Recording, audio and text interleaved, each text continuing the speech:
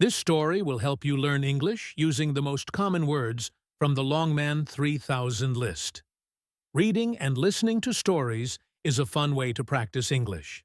Let's begin. It was a warm summer day, and Emma was very excited. Today was her 12th birthday. Her grandmother, who was kind and gentle, gave her a small box. Emma opened it and saw a beautiful gold necklace with a tiny heart. "This is very special," Grandma said. "It belonged to my mother. Take good care of it." Emma smiled and hugged her grandmother. In the afternoon, Emma and her best friend, Jake, went to the park. They ran on the grass, played on the swings, and laughed as they chased each other. Emma felt the wind on her face and was very happy. Then she touched her neck. Her face changed.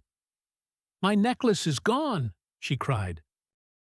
Emma and Jake searched everywhere. They looked under the bench. They checked near the tree. Emma's heart was beating fast. "It must be somewhere," she said. Jake had an idea. "Let's ask the park keeper. Maybe he saw something."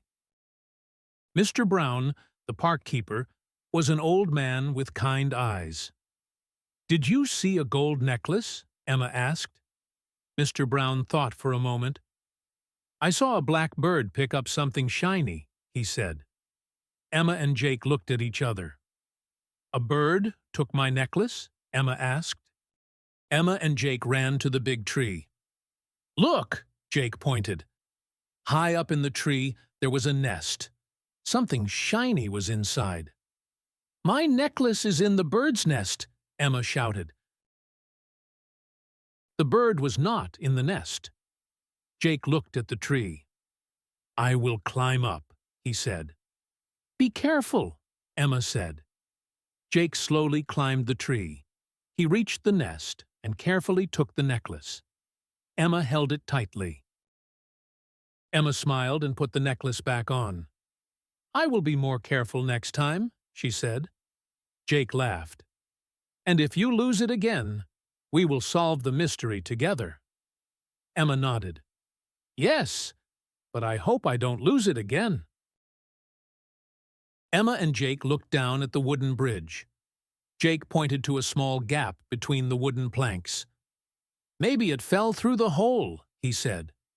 Emma bent down and peeked through the gap.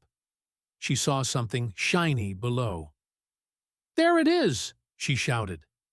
But the necklace was on a rock near the river, far below the bridge. "How are we going to get it?" Emma asked. Jake looked around and saw a long stick. "I have an idea," he said. He picked up the stick and tried to reach the necklace, but it was too short. Emma thought for a moment. "What if we tie something to the stick?" she said. They found a piece of gum on a wrapper nearby. Jake chewed the gum quickly and stuck it to the end of the stick. "Now let's try," he said. He carefully lowered the stick through the gap. Jake was very careful.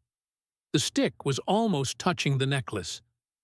"Almost there," he said. Suddenly, a strong wind blew. The stick shook, and Jake lost his balance. The gum touched the necklace, but the necklace slipped off the rock. "Oh no!" Emma felt sad. "Now it's really gone," she said. Jake looked at the water. "Wait, look over there," he said, pointing to a little boat on the river. A fisherman was sitting in the boat. "The necklace might have fallen near him," Jake said. Emma waved her arms. "Excuse me, sir," she called out. The old fisherman looked up. "What's wrong?" he asked. Emma and Jake explained the situation. The fisherman smiled. "I can help you," he said. He picked up his net and slowly dragged it through the water. Emma held her breath. "Please, please, please," she whispered.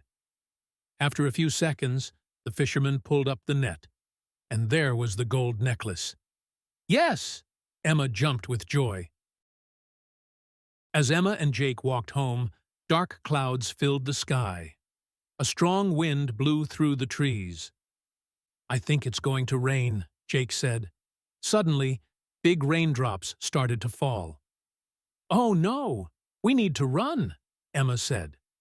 They ran down the street, trying to find shelter. Emma and Jake found a big tree and stood under it to stay dry. Emma shivered. It's so cold.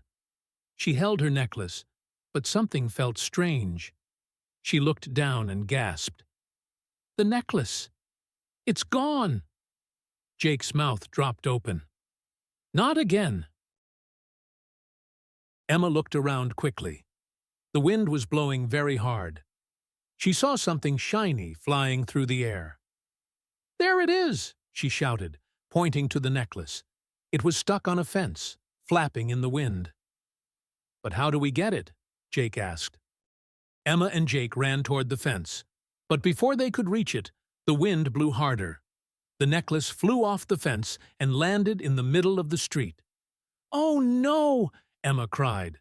But before she could run to get it, a car was coming. The car drove right over the necklace. Emma covered her eyes. When the car passed, she slowly looked down. The necklace was still there, but now it was dirty and tangled. She picked it up carefully. Emma and Jake finally made it home. Emma washed the necklace in the sink, but the chain was broken. Oh no, she said. It's ruined. Jake smiled. Maybe we can fix it. They searched the house for a new chain. Just then, Emma's grandmother walked in. She saw the broken necklace and smiled. Don't worry, she said. I have a stronger chain that will keep it safe. She took out an old silver chain. This belonged to my father, Grandma said. Emma smiled and hugged her. Thank you. Emma put on the necklace with the new chain. This time, she said, I will never lose it again. Jake laughed. Are you sure? Maybe we need to write a new mystery story about it. Emma grinned. Maybe. But for now, let's just enjoy the day.